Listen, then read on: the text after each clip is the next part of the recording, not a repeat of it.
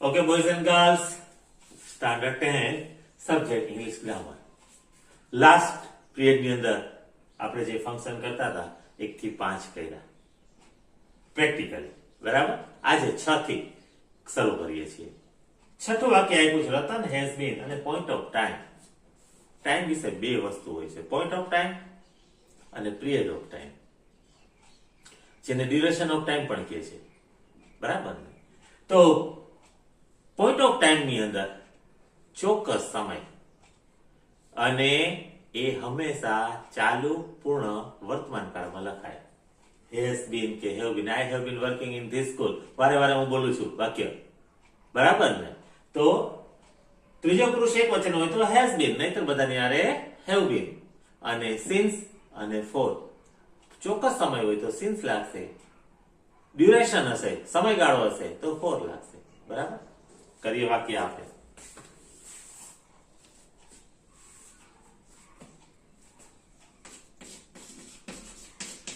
રતન, આટલું લખવું ફરજિયાત। હવે કાઉન્સમાં જે આપ્યું છે એ મુજબ આપણે લખીએ। રતન છે, જો આ છે ચાલુ પૂર્ણ વર્તમાન કાળ, મતલબ ભૂતકાળમાં શરૂ થયેલી ક્રિયા અત્યારે બોલતી વખતે ચાલુ છે અને હજી ચાલુ રહેવાની છે।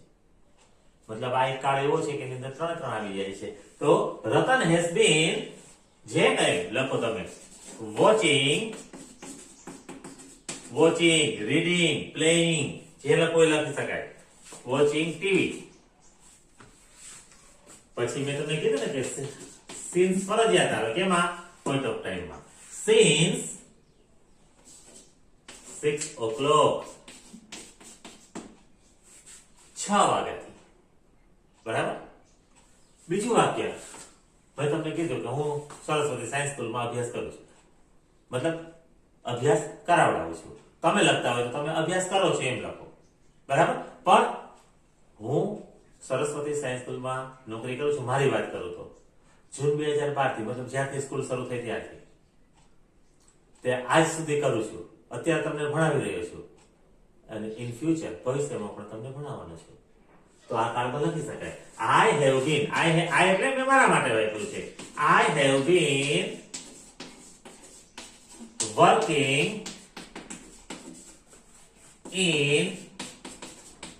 in this school since June 2012। મેં ચોક્કસ સમય આપી દીધો, ચોક્કસ સમય 6 વાગ્યાથી, જૂન 2012 થી, બરાબર ને। તો આ સિન્સ વાળું વાક્ય બન્યું, પોઈન્ટ ઓફ ટાઈમ ચોક્કસ સમય, બરાબર। હવે આપણે આવીએ છીએ જે તમને આવડે જ છે, માઉન્ટ આબુ, ડિસ્ક્રાઇબિંગ પ્લેસ, સ્થળનું વર્ણન કરો, ડિસ્ક્રાઇબ કરો, ડિસ્ક્રાઇબ એટલે વર્ણન કરવું। તો માઉન્ટ આબુ વિશે આપણે લખી શકાય, શું લખી શકાય? ફરવાનું સ્થળ છે, બરાબર। ખૂબ અત્યારે ત્યાં ઠંડી હોય છે, જે લખવું એ લખી શકાય।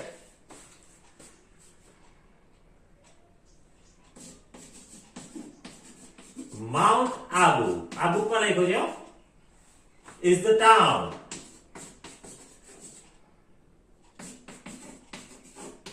ગામ છે। વેર, સ્થળ છે એટલે આપણે વેર વાપર્યું, વેર આઈ વોઝ સ્ટડી, અથવા બુકમાં લખ્યું છે એમ બોર્ન, કે જ્યાં મારો જન્મ થયેલો હતો। માઉન્ટ આબુ આપણે બનાવીએ છીએ હવે, is the place, is the hill station,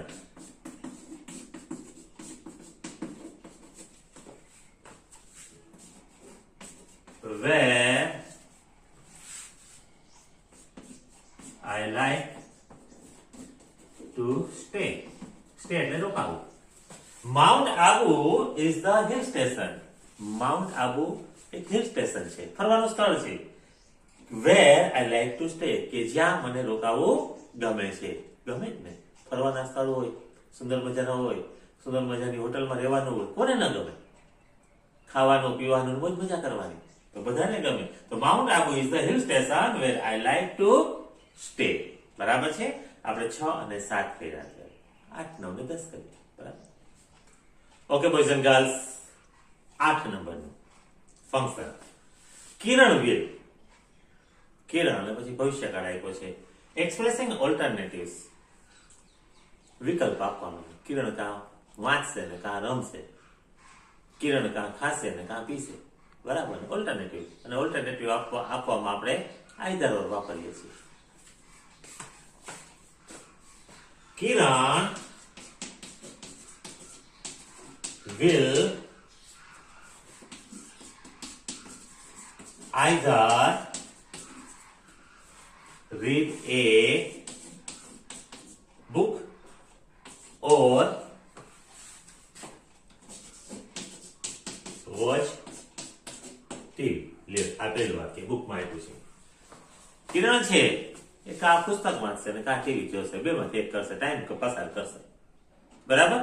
હવે આપણે આ જ વાક્યને બીજી રીતે લખવું હોય, આટલું કમ્પલસરી. કિરણ will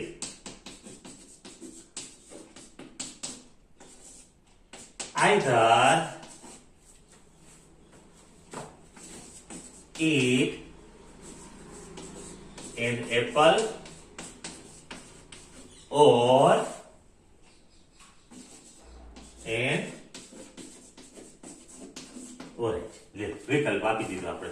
કાં સફરજન ખાશે અને કાં નારંગી ખાશે, પણ ખાશે કઈ મૂકી નહીં દે. સમજાય કે? કહેવાનો અર્થ છે વિકલ્પ આપણને બે માંથી એક ખવડાવવાનું છે. નાઈધર નોર વાપરીએ છીએ તો બે માંથી એક નથી ખવડાવવું આપણે. બાકી તો આપણને ખબર છે બે પેડા તો બે દાબડી જવાનું છે. એના પછી એક્સચેન્જિંગ પ્લેઝન્ટરીઝ, શુભેચ્છા સૂચક શબ્દો. કોઈ તમને કહે છે તમને વધારે ચા આપો, તો આપણે શું કહે? ના, પૂરતી છે ભાઈ. નો થેન્ક યુ, ઘણા બધા શબ્દો આવે. કોઈ પાસ થયો હોય તો આપણે કોંગ્રેચ્યુલેશન કહીએ, બરાબર. એ પ્રેઝન્ટરીઝ છે જે મેં શીખવાડેલું છે. હવે આ જે છે એટલું તો પેલા લખવું જ પડશે. Would you like to have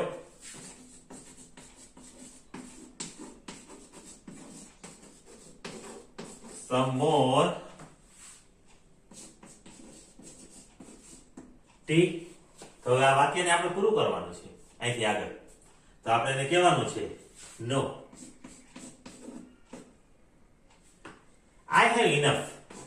આપણે કોકના ઘરે ગયા હોય અને એમ કે હજી વધારે આપો, તો આપણે બહુ સભ્યતાથી એને ના પાડવાના છે. નો, I have enough. મારી પાસે પૂરતું છે, હું આટલું જ પી શકીશ ચા. Enough. તમે આટલું કીધું એના માટે thank you. No, I have enough. Thank you. બરાબર. તો આપણે વાક્ય કર્યા, બરાબર. 8 અને 9 કેટલા કર્યા કુલ આ એપિસોડ ની અંદર? આપણે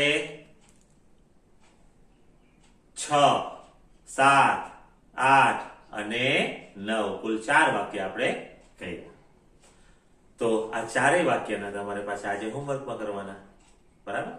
તો તમને હોમવર્ક આપી દો.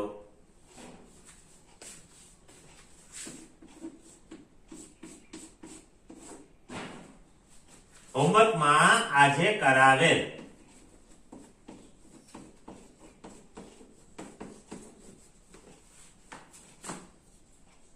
ફંક્શન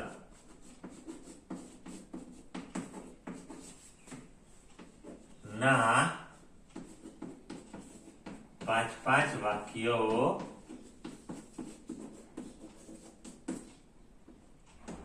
લખો.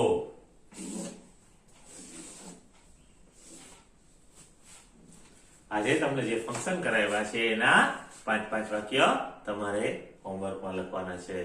Okay, boys and girls, have a good day.